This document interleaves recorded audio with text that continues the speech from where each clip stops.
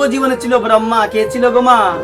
ব্রহ্মা। অহংকার তো একটা কথা বলি মা, কথাটা লক্ষ্য রাখ। অহংকার করেছিল যে এই কি সেই ভগবান যে দাপর যুগে বৃন্দাবনের মধ্যে অবতীর্ণ হয়েছে, এ কি করে ভগবান হতে পারে? যে গোপীদের সাথে খেলা করছে, গোপ বালকদের সাথে খেলা করছে, গোপ বালকরাকে তাকে খাওয়াচ্ছে, এ কি ভগবান হতে পারে? ভগবান কি কারো এটুকায়?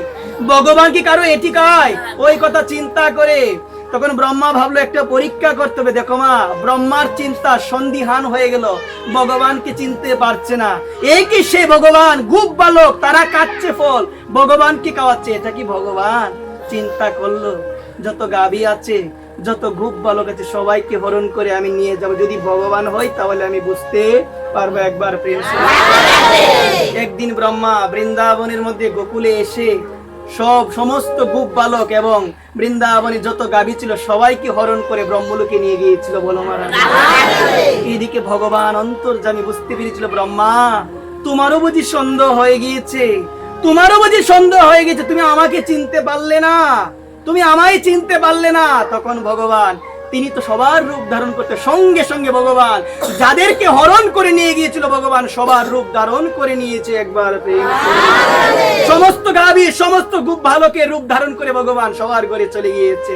যাওয়ার পরে এদিকে যখন 1 বছর হয়ে গিয়েছে, তখন ব্রহ্মা চিন্তা করলো একটু দেখে আসি, এতদিন হয়ে গেল কোনো খোঁজ খবর নাই, কিচ্ছু নাই, একটু দেখে আসি। যখন গেল, গিয়ে দেখতে পেল যাদের আমি হরণ করে নিয়ে গেলাম সবাই তো বৃন্দাবনে আছে, যাদের আমি নিয়ে গেলাম হরণ করে ব্রহ্মলোকে, সবাই কোথায় আছে? বৃন্দাবনে আছে। সঙ্গে সঙ্গে আবার গেল কোথায়? ব্রহ্মলোকে। গিয়ে দেখলো বৃন্দাবনে যাদের দেখতে পেলাম তারা আমার ব্রহ্মলোকের মধ্যে আছে। বুঝতে পেরেছিল এ কোন সাধারণ বালক হতে পারে না, সাক্ষাৎ আমার ভগবান। একবার প্রেম।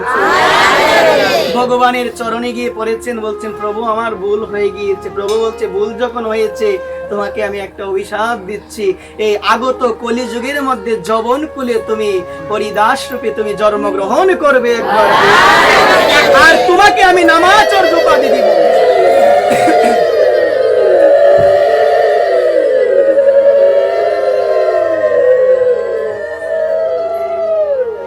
এই কারণে এই ব্রহ্মা জন্ম নিয়েছিল কলিযুগে যবন কুলে। কোন কুলে বোমা? এটা কার অভিশাপ ছিল? আমার ভগবান তাকে বলেছিল তোমাকে যবন কুলে জন্মগ্রহণ করতে হবে এবং যবন কুলে জন্ম নিও, আমার নাম ছাড়া তুমি হবে না, এই আশীর্বাদটুকু আমি তোমায় করে দিলাম। ওই ব্রহ্মা জন্ম নিল ছিল হরিদাস ঠাকুর রূপে, যাকে উপাধি দেওয়া হলো নামাচার্য হরিদাস ঠাকুর। হরিদাস ঠাকুর নিষ্ঠা সহকারে জপ করতো মা। কি সহকারে বলো না? কোনো কথা বলতো না মা, কোনো কথা বলতো না। আমরা দেখতে পেয়েছিলাম তার ভজনে বাধা দেওয়ার জন্য অনেক চেষ্টা করেছিল। লক্ষ্মীহীরা নামে এক বেশ্যাকে পাঠিয়েছিল। কাকে পাঠিয়েছিল বলো না মা? কেন পাঠিয়েছে জানো? তার হরি নামে বাধা দেওয়ার জন্য, হরি নামে বাধা দেওয়ার জন্য মা। কথাটা একটু লক্ষ্য রাখো, মনোযোগ দাও। ওই লক্ষ্মীহীরাকে যখন পাঠিয়েছিল, লক্ষ্মীহীরা অনেক সেজে সাধুর কাছে গিয়েছেন, কিন্তু লক্ষ্মীহীরার দিকে একটাবারও তাকায় না। যখন শুনতে পেয়েছে হরিদাস ঠাকুরের কাছে কি এসেছে, হাত দিয়ে ইশারা দিয়ে বলছেন বসো, হাত দিয়ে বলছেন বসো। কিছুক্ষণ বসে থাকার পরে লক্ষ্মীহীরা ভাবলো আজকে চলে যায় আরেকদিন আসবো, আজকে চলে যায় আরেকদিন আসবো।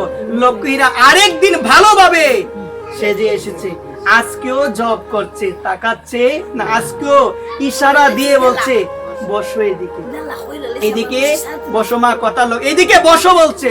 তারপরে কি হলো মা? আবার এসেছে, আরেকদিন আবার এসেছে। কেন মা? হরিদাস ঠাকুরের ভজনে বাধা দেওয়ার জন্য মা। ভজনে বাধা দেওয়ার জন্য আসে, হরিদাস তো তার দিকে তাকাই না।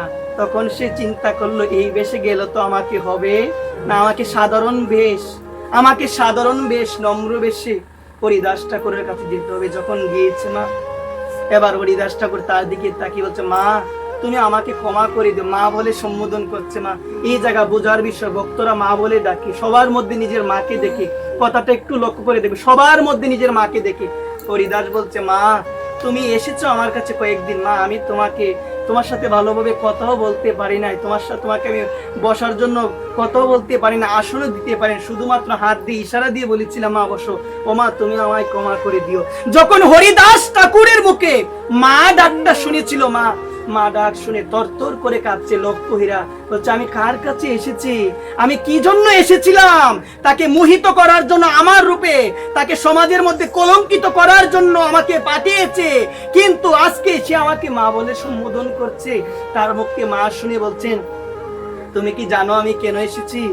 আমি তোমাকে মোহিত করার জন্য এসেছিলাম, আমার রূপে মোহিত করার জন্য, কারণ আমি সুন্দর, সবাই আমার রূপে মোহিত হয়, আর তুমি আমাকে মা বলে সম্বোধন করছো, তুমি আমাকে মা বলে সম্বোধন করছো। তখন লক্ষ্য হীরা বলেছিল, আমি আর এই কাজ করব, আমি আর এই কাজ করব না, আমি সমস্ত কিছু ছেড়ে দিলাম, আমি আপনার কাছে থাকতে চাই। বলো না আমার আমি আপনার কাছে থাকতে চাই। তখন হরিদাস ওই লক্ষ্য হীরাকে নাম দিয়েছিল। মা কি দিয়েছিল গো মা? নাম, তাকে আশীর্বাদ করে গিয়েছিল, বলছে লক্ষ্য হীরা তুমি এক সময় লক্ষ্য হীরা থাকবে না, তুমি বৈষ্ণব জ্ঞানে তোমার পূজা হবে, সবাই তোমাকে দর্শন করতে আসবে। মা বলো না রাধা, লক্ষ্য হীরা থাকবে না, আমি তোমায় আশীর্বাদ করে গেলাম, আমি তোমায় আশীর্বাদ করে গেলাম, এক সময় সবাই তোমাকে লক্ষ্য হীরা নামে কেউ চিনবে না, লক্ষ্য হীরা বৈষ্ণবী নামে তোমায় চিনবে। বলো মা,